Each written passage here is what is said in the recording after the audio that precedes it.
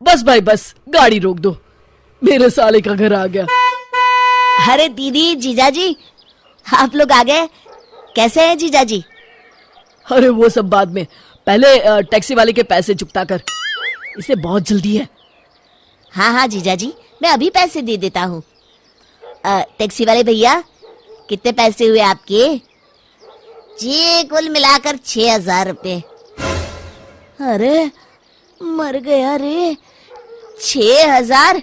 भाई टैक्सी का किराया मांग रहे हो या हवाई जहाज का? अरे जीजाजी, ये क्या है? टैक्सी वाला 6,000 रुपये मांग रहा है। अब क्या बताऊं साले साहब, ट्रेन में सफर करने में आजकल मजा नहीं आता, इसलिए मैं टैक्सी बुक करके ही आ गया। अरे भाग्यवान, तुम बच्चों के साथ सामान लेकर अंदर चलो। क्या भाई, ये तो बहुत ज्यादा है, कुछ कम नहीं हो सकता क्या? ये सब तो आपके जीजाजी को टैक्सी बुक करने से पहले सोचना चाहिए था। एक शहर से दूसरे शहर टैक्सी लेकर जाओगे तो इतने तो पैसे लगेंगे ना। मेरे पास समय नहीं है, जल्दी मेरे पैसे दो। ठीक है देता हूँ। मनोज मजबूर होकर टैक्सी वाले को पैसे दे देता है। फिर शाम को जब सब लोग खाना खा के उठते हैं, जीजाजी, ये आपका कमरा है। ओह, ये कमरा कुछ ठीक नहीं है। वो कमरा किसका है? वो मेरा कमरा है। हाँ, वो कमरा ठीक है। चलो बच्चों, हम वहां सोएंगे। अगली सुबह, अरे मालती, मेरी कार कहाँ चली गई?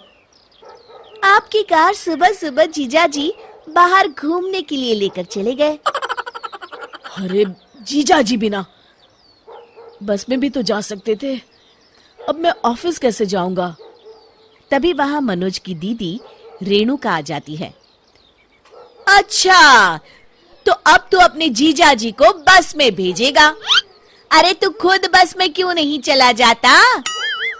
अरे लेकिन दीदी। देख मनोज, अगर तू इस तरह की छोटी छोटी बातों पर मुंह फुलाएगा ना, तो हम आज यहाँ से चले जाएंगे। हाँ। अरे दीदी, आप तो बुरा मान गई, मैं तो मजाक कर रहा था। मनोज मन मार कर बस में बैठकर ऑफिस चला जाता है। फिर रोज किसी न किसी बहाने मनोज के जीजाजी उसकी कार लेकर चले जाते थे। उधर दूसरी तरफ रेणुका और उसके बच्चे पूरा दिन मालती से खाने के लिए तरह तरह की चीजें बनवाते थे। अरे मालती, मेरा दोस्त बिल्लू आया है, आज इसके लिए बढ़िया बढ़िया खाना बनाना। जी जीजाजी। कुछ दिनों के बाद, हाय रे मेरे कंधे, मर गया रे, रोज रोज बस में लटक के ऑफिस जाना अब मेरे बस की बात नहीं है।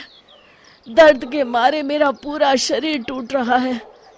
मालती, जरा मेरे कंधे तो दबा दो।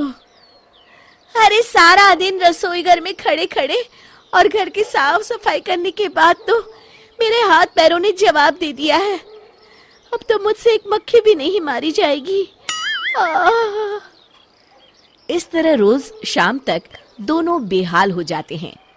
फिर एक दिन, अरे भाई मनोज, मेरी दुकान पर तुम्हारे जीजाजी के पूरे 10,000 रुपए की उधारी हो गई है। भाई मैंने तो तुम्हारा मुंह देखकर उन्हें उधार दिया था, अब मेरे पैसे दे दो, मुझे बहुत जरूरी काम है। क्या? अरे मर गया रे, 10,000 की उधारी। फिर मनोज मन मारकर अपने जीजाजी की उधारी चुकता करता है।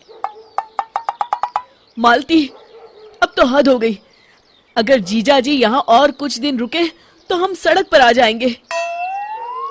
आप सही कहते हैं जी, ये लोग इतनी आसानी से यहाँ से जाने वाले नहीं हैं, हमें दूसरा रास्ता अपनाना पड़ेगा। अगले दिन, अरे जीजाजी, आज आप घर पर ही हैं? ये लीजिए मेरी कार की चाबी, जाइए जाइए बच्चों को लेकर कहीं घूम आइए। अरे आज तो कमाल हो गया, ये खुद कार की चाबी मुझे दे रहा है। गजोधर कार लेकर चला जाता है, लेकिन आधे रास्ते में ही कार बंद पड़ जाती है। अरे ये क्या हो गया इस कार को? ये तो पूरा सुनसान इलाका है, यहाँ तो दूर दूर तक कोई नजर नहीं आ रहा। अरे मर गया, अब क्या करूं? फिर गजोधर किसी तरह घर पहुंचता है। मनोज, ये तुम्हारी कार की चाबी।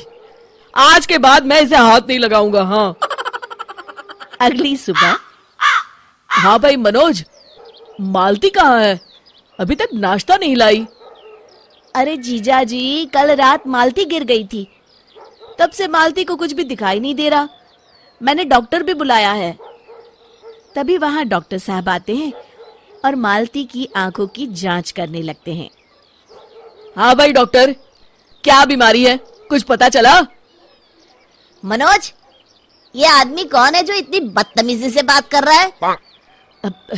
डॉक्टर साहब, ये मेरे जीजा जी हैं। ओ जीजा जी, अरे माफ करना, आपका तो बोलना बनता है जी।